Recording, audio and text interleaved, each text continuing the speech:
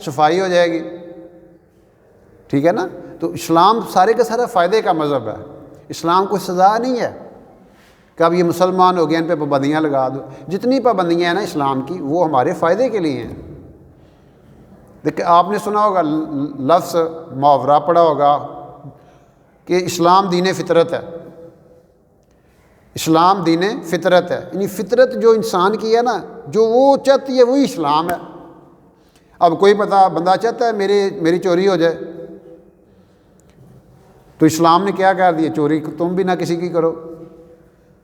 کوئی بندہ نہیں چاہتا میرے ساتھ دھوکہ بازی کرے، دھوکہ دہی سے کام لے، مجھے ڈسیو کرے، کوئی بندہ نہیں چاہتا۔ اسلام نے کہا آپ بھی کسی کو دھوکہ نہ دو۔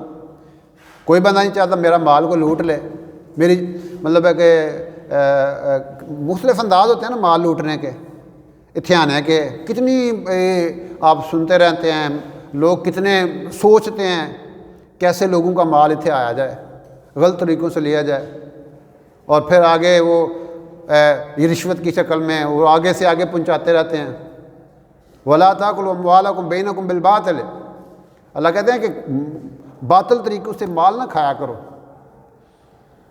یہ جو رشوت کے جتنے ذرائع ہیں، حرام آمدن کے جتنے ذرائع ہیں، سودی جتنے ذرائع ہیں، اب یہ سارے کے سارے کیا ہیں، یہ جس مال سے، حرام مال سے پرورش ہوتی ہے بندے کی، وہ جسم حق کا زیادہ حقدار ہے۔